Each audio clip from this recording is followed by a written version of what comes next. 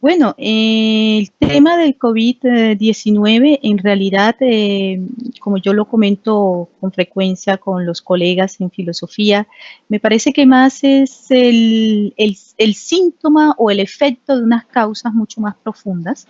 Es por eso que el tema que nos convoca, que son las crisis, porque no vamos a hablar de una crisis del COVID-19, sino las crisis provocadas por esta pandemia, porque la crisis sanitaria efectivamente es una, pero también están las crisis económicas, la crisis política y yo diría la gran crisis, la crisis civilizacional. El COVID en realidad, COVID-19 nos obliga y nos surge nuevamente a hacernos una pregunta que es de alguna manera filosófica, es cuál es nuestro lugar en este planeta y cómo estamos habitando este planeta, ¿no? Entonces, nos reenvía unas problemáticas que hace ya 30 años sobre la huella del individuo humano en nuestro planeta, porque como todos sabemos hoy en día, este COVID-19 en realidad es de alguna manera la consecuencia de la invasión progresiva del humano en el hábitat salvaje. Esa invasión tiene que ver con, primero, la característica del hombre de ir ocupando espacios y territorios, ir creciendo, pero por otro lado también esa invasión venía de la mano con la capacidad de daño que tiene el hombre. Primero sucedía en la naturaleza, después fue sucediendo en la existencia a través de las distintas capas que fuimos creando y que terminaron siendo una realidad de mercado, que hoy por hoy, ni más ni menos, es la que nos atraviesa y nos demuestra que vivimos consumiendo cosas que nos propone el mercado que en realidad nunca necesitamos. Completamente. De hecho, yo creo, hace poco un colega, justamente un coterráneo de ustedes, el actor Darín, decía, esta COVID-19 nos desenmascara. ¿En qué sentido? Yo comparto su pequeño video que compartió en las redes, donde él dice, el sistema económico mundial está en crisis porque no estamos sino consumiendo lo estrictamente necesario. Es decir, estamos consumiendo alimentos, lo que necesitamos para vivir y ya no estamos saliendo a comprar la billetera, a comprar la cultura, porque la cultura se compra hoy en día, no solo se produce y se vive, sino que se compra y se consume. Entonces, esa situación de disminución de la bulimia consumista de nosotros como individuos, sin duda impacta mucho un sector enorme de la economía transnacional, que es la economía de lo superfluo, ¿no? En general. Una cosa importante de pronto para señalar es hasta qué punto esto es tan cierto que el COVID-19 y sus efectos colaterales de muerte y disturbios sociales se multiplican en escenarios de una gran desigualdad de acceso social a la salud, en los escenarios de desigualdad socioeconómica, incluso en escenarios donde hay poblaciones que son objeto de algo que hace rato, sin duda, Gustavo, ustedes han tenido que haberlo evocado en su emisión y sus programas, el lobby empresarial. Que ha impactado mucho sobre todo las industrias agroalimentarias, ¿no? Cuando uno mira la cantidad de muertos en los Estados Unidos, son esencialmente afroamericanos y muchos latinos, y son personas que hace rato se está denunciando desde todas las maneras posibles, son personas que son víctimas de una alimentación grosera en el sentido de delictiva, porque la mayoría de la alimentación de estas poblaciones son ricas en grasa, bajas muy ricas igualmente en azúcares, y todo esto es porque hay un dispositivo de organización del acceso a la alimentación de estas poblaciones económicamente precarias que les produce obesidad, diabetes. ¿Y quiénes son las principales víctimas en riesgo del COVID-19? Estos prototipos, ¿no? Una persona obesa con problemas de diabetes, con hipertensión. Entonces ahí yo menciono esto, Gustavo, para que nos demos cuenta una vez más que todo esto se agrava porque ahí ya hay cosas prealables a la llegada de este COVID que intensifica y agudiza el problema de la incertidumbre que viene con este COVID y esta enfermedad. Tiene que ver mucho con la cuestión cultural, porque lo hablábamos antes de iniciar la grabación, hay un montón de gente que cuando se genera la situación de alarma, de alerta, de explicación a los efectos de prevenir este tipo situación que estás planteando vos, valga la redundancia, que tiene que ver con la orientación que se nos pretende dar desde el mundo de las ciencias, desde el mundo de la formación, la ciudadanía mayoritariamente elige no enterarse. Sí, por diversas razones, entre otros porque hay una cosa muy curiosa que yo desde aquí observé y es que en América Latina una de las actitudes que se propagó a través de Internet, y cuando digo Internet básicamente Facebook y el WhatsApp, fue el suponer que esto era una enfermedad de blancos, una enfermedad de países ricos, una enfermedad que no iban a llegar, no iban a tocar a los pobres, no iban a tocar a los negros, no iban a tocar en ningún sentido a los indígenas, porque esto era una cosa de países fríos, ricos y blancos, ¿no? Entonces, esa tipología de información se propagó y eso también, para un poco reaccionar a lo que acabas de decir, conforta a la gente con el hecho de que, bueno, de todas maneras, no nos va a tocar, ¿por qué porque exageramos, por qué nos alarmamos? Entonces hay ese tipo de falsa información que es fácil de consumir porque nos conforta ya en nuestras propias convicciones o nuestra propia lectura de las cosas, ¿no? La necesidad de la gente de dejar de a poco este aislamiento preventivo tiene que ver, según tu mirada, con la idea de volver al trabajo y a la dinámica anterior o volver al consumo.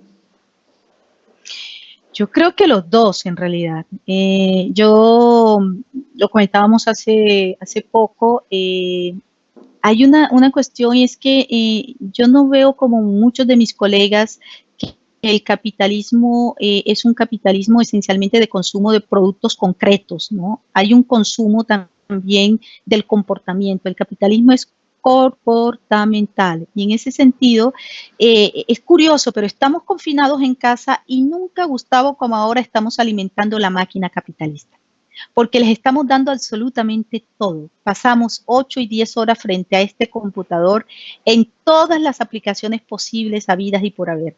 Nunca como ahora estamos alimentando el algoritmo y el Big Data, ¿no? Entonces es muy curioso que en medio de este confinamiento, cuando se está cuestionando el capitalismo, nosotros en realidad lo estamos alimentando. Ese capitalismo del comportamiento lo estamos alimentando. ¿Y a qué relación tiene esto que ver con lo que me acabas de preguntar? Estamos en este momento, cientos de millones de personas que tienen acceso a Internet están siendo condicionadas para que una vez el confinamiento se abre, vayan a consumir, incluso por razones patrióticas, ¿ves? Habrá que consumir más, habrá que ver más películas argentinas, habrá que consumir la cervecita argentina, patria, patria, patria. Entonces ahí hay una relación de contradicción, de paradoja y obviamente porque hay que trabajar, sin duda, pero yo creo que los dos elementos van a jugar, ¿no? Y juegan en estas circunstancias en particular. La política es el instrumento y la herramienta que deberían utilizar las sociedades para equilibrar ese contrapeso, esa estructura de poder que tiene el mercado, que no tiene nombre, pero que es una fuerza que avasalla, que nos atraviesa y que condiciona absolutamente nuestra existencia. Sin embargo, no todas las sociedades entienden que comprometerse, participar, exigirle a la representación política de cada uno de los países y cada una de las regiones que responda a sus intereses y no que se asocie y tenga una alianza estratégica con la estructura de poder para precisamente tener una referencia, un cuidado y un mecanismo de defensa. ¿Cómo entendés esta situación? Yo lo que creo es que de nuevo estamos en una situación de paradoja, ¿no? Una antinomia, porque tú lo acabas de decir, la política en el sentido de la gobernanza es la solución, pero también es el problema, ¿no? Porque la estamos viendo de las dos formas. Hay un descrédito enorme de las instituciones estatales, tanto allá en América Latina como aquí en Europa. No se confía en las instituciones estatales, pero al mismo tiempo estamos esperando de ellas absolutamente todo. Y estamos esperando de ellas absolutamente todas las respuestas en términos de sanidad, en términos de democracia, en términos de política, en términos de seguridad. Y de nuevo estamos en esa situación bastante compleja porque efectivamente yo creo que raramente un Estado, es muy probable que en las circunstancias actuales en Argentina se estén nudando nuevamente relaciones de confianza con la institución del Estado, pero no es la situación que viven países como Brasil, Colombia, Venezuela, Nicaragua, Panamá, Ecuador, ¿no? Entonces, cuando vemos todo esto, yo creo que esto es también lo que complejiza la cosa, porque te voy a dar un ejemplo concreto. Un Estado donde hay confianza en la institución dice vamos a sacar a las Fuerzas Armadas para controlar el orden público y evitar desbordes de parte de gente que quiera aprovecharse y la gente lo acepta. Pero en nuestros países eso significa otra cosa. Eso significa que, atención, esto no es el inicio de una militarización del Estado, de un estado de excepción permanente. Entonces ahí de nuevo estamos en esa dificultad, y es que al tiempo en que esa institucionalidad es la única a través de la cual en realidad, porque por el momento es la única a través de la cual podemos gestionar la cuestión económica con una visión más igualitaria, más de justicia social, la cuestión política de la gestión económica, de llevar mercados, de llevar condiciones salariales mínimas y requeridas para enfrentar esta situación. Ese mismo Estado, mucha parte de la población latinoamericana la ve como un enemigo. Entonces, esa es una situación para el caso de muchos países latinoamericanos que complejiza la gestión de esta crisis sanitaria de la pandemia, porque cualquier acto que haga inmediatamente es considerado como una eventual agresión que se está preparando. No sé si fui clara con mi... Fuiste muy clara. La situación que demuestra esto y que de pronto puede ayudar a la comprensión de la ciudadanía en general es que el mercado, que es el que de alguna manera regula y pretende influir sobre determinadas decisiones, no tiene solidaridad, no tiene cara, no tiene nombre, no lo podemos referenciar en algún lugar, y sí podemos hacerlo con nuestros dirigentes y con nuestros representantes. Pero hay algo que es mucho más importante según mi mirada y quiero tu opinión. El mercado no tiene límites de gobernanza, no tiene plazo perentorio, no tiene fecha de vencimiento, como sí nuestros gobernantes. Y el gobernante puede hacer un recorrido con una mirada, con un compromiso y con un objetivo final, pero está condicionado precisamente por estos procesos políticos que además son obviamente necesarios y está bien que así suceda. Sin embargo, el mercado puede plantearse una existencia a lo largo de muchísimo tiempo, fijando condiciones y esperando incluso que se renueve ese funcionamiento institucional. Y ahí es donde puede encontrar interlocutores que le alimenten precisamente ese mecanismo de daño que cuando el mercado es mal utilizado puede generar en las sociedades. Completamente, yo creo que has dado en el blanco en decir que en ausencia de un enemigo concreto, lo más similar a la cara que representa esa agresión son las instituciones estatales, ¿no? Por otro lado, yo creo que una de las maneras de contrarrestar, porque tú lo has dicho, ese capitalismo que a mí me gusta más citarlo de manera precisa, el capitalismo financiero internacional, sobre todo ese capitalismo financiero transnacional y planetario, la única manera, me parece a mí, que puede uno progresivamente contraatacar es generando un verdadero comportamiento individual y colectivo. Es decir, por eso iniciamos esta charla hablando de cómo esta crisis en realidad nos obliga, nos pone ante la urgencia de preguntarnos cómo vamos a habitar este planeta. Y yo mencionaba también de que una de las crisis actuales de la economía real y de las grandes empresas estatales está en que los respectivos ciudadanos de cada país están comprando lo exclusivamente necesario, ¿no? Es decir, nosotros tenemos entonces, porque siempre tenemos esa costumbre de decir el Estado, el capitalismo, el rico, el financiero, pero nosotros, siempre el otro, claro, siempre el otro, pero nosotros hacemos parte en realidad del capital, ¿no? Cuando nosotros nutrimos a través de nuestros comportamientos bulímicos de compra y de consumo, nosotros somos también responsables. Entonces, llega un momento en que uno tiene que asumir esa parte de responsabilidad y transformarla de manera creativa y positiva también, tomando distancia y diciendo, bueno, o sea, ¿para qué necesito 4 celulares? ¿Ok? ¿Para qué necesito comprar el último iPad si ya el que compré hace un año me sigue funcionando? ¿No? ¿Para qué necesito 4 carros si en realidad usamos uno? ¿No? Y bueno, esta es la gente que tiene 4 carros, ¿no? Estoy hablando de la gente que se puede permitir hacer esas reflexiones, ¿no? Entonces, si puedo tomar aquí, por ejemplo, yo prefiero tomar el metro. Yo nunca me he hecho ni siquiera la pregunta de comprar un auto. Y cuando mi familia en Colombia me dice, pero tú no tienes para comprarte un auto, y digo, claro que tengo para comprarme un carro, pero yo no necesito un carro. ¿Para qué me voy a comprar un carro si funciona? Y eso genera otra pregunta que lo comentábamos hace un rato, es las causas de toda esta crisis en realidad anteceden el COVID. Obviamente yo no me hago la pregunta y yo consumo mucho menos que otras personas porque aquí hay un servicio de público, óigase bien, un servicio público de transporte pensado justamente para que sea eficaz.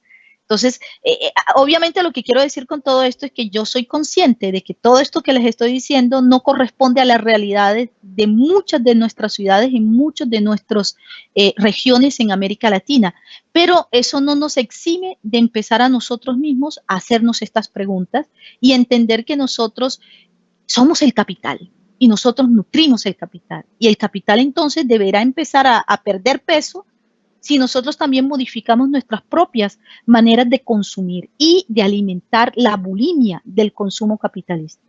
Nos queda mucho en el tintero porque además tuviste la gentileza de compartirme muchos lineamientos que están relacionados con tu idea, con tu mirada, con el análisis que vos haces de la realidad y me gustaría desandar esos caminos porque no hemos hablado absolutamente, prácticamente de ninguno de esos elementos que pudiste compartirme y que yo, si me autorizás, lo voy a hacer con la gente que nos lee y que nos sigue, pero para poder tener una segunda y una tercera charla en función de esto.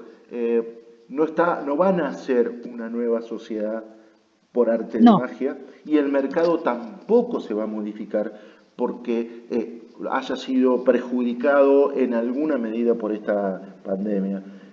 Lo transformamos con un compromiso que no va a ser ni de 1 ni de 2 meses, es una mirada profunda de largo plazo.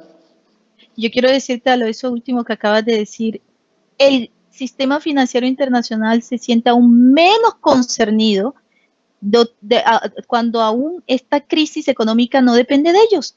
Esta crisis económica está causada por las decisiones necesarias de confinamiento de la población.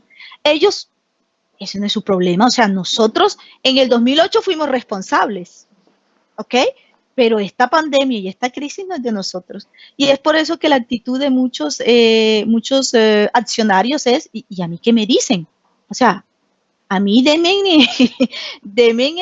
lo que me corresponde. O sea, entonces ahí quería simplemente anotar porque dijiste algo interesante y quería recalcarlo. La crisis económica no se debe por primera vez, óigase bien, al sistema bancario internacional o el sistema financiero internacional, sino a las medidas necesarias, hay que decirlo, indispensables de confinamiento y de enclaustramiento de la población.